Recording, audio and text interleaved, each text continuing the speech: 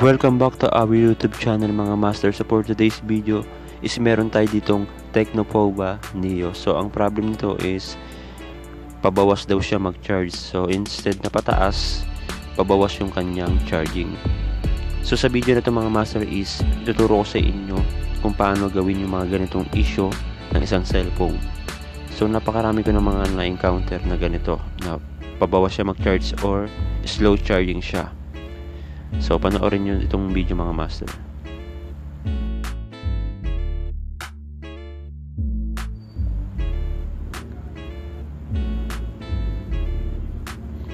Okay, so yan mga master is silyado pa yung ating unit na ginagawa. So tanggalan muna natin siya ng mga tornilyo.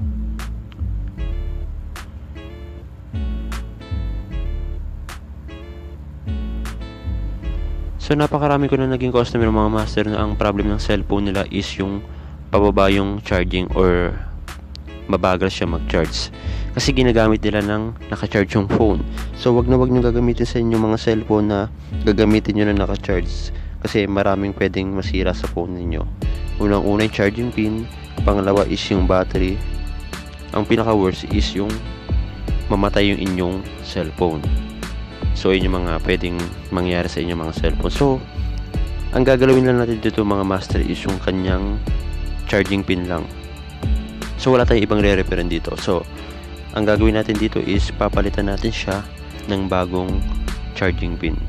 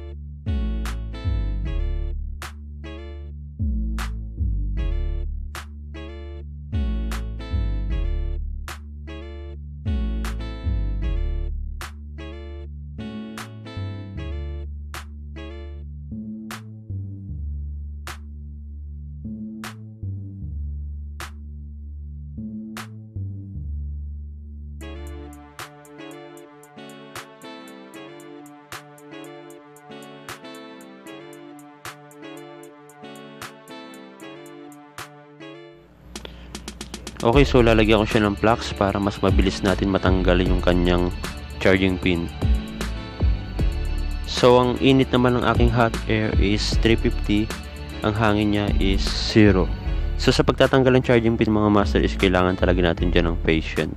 Kasi hindi natin siya pwedeng puwersahin dahil pwedeng sumama yung pinakapaan ng charging pin. So lilinyahan nyo pa yon. So medyo matrabaho yon. So yan, so natanggalan natin. So papalitan natin yan ng bago.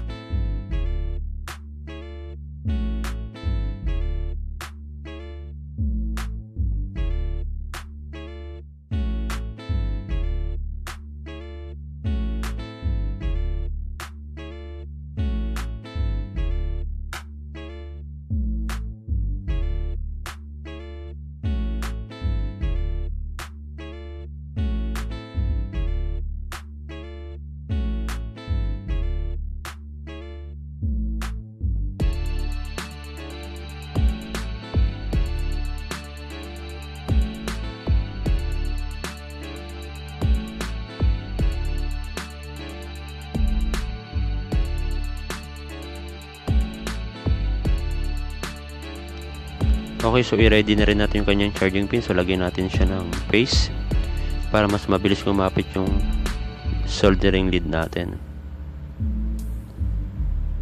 So yan.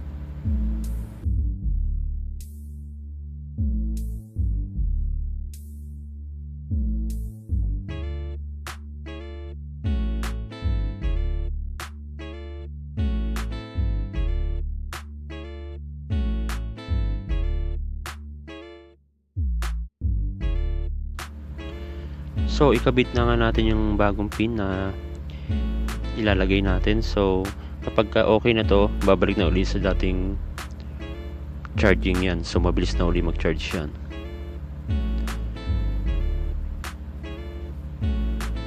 Kasi ang nagiging problem niyan kapag ginagamit yung naka-charge, nasisira yung pinakaloob, yung mga linya.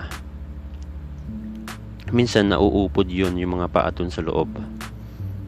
Kaya kailangan talaga siyang palitan ng bagong charging pin.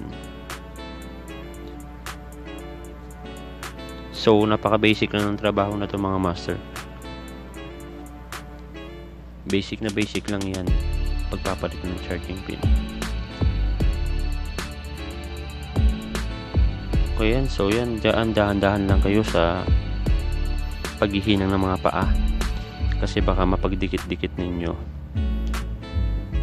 pwedeng mag-short yung inyong charging pin.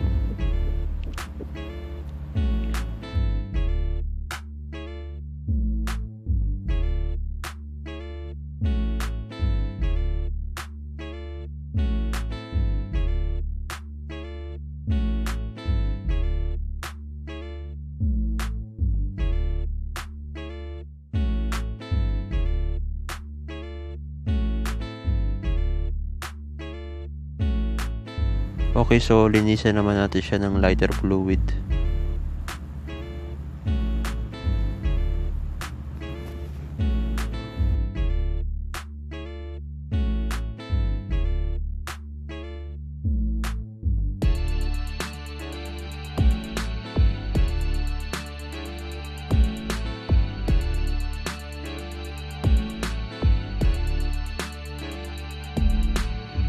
Okay, so ibalik na natin siya. So yung iba mga master, ang ginagawa nila is isang buong charging board na nila pinapalitan. So tayo, ang ginawa lang natin dito is nagpalit lang ng bagong charging pin.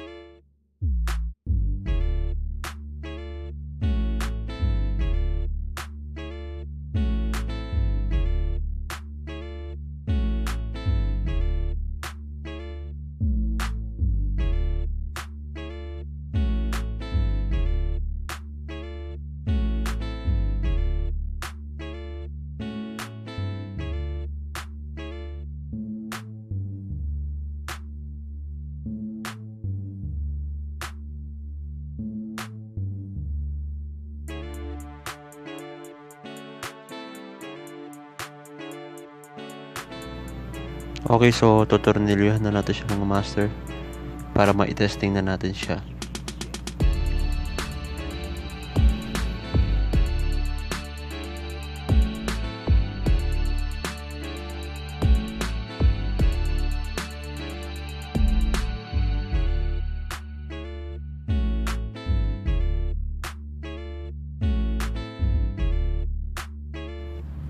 Okay, so balik na natin yung kanyang back cover.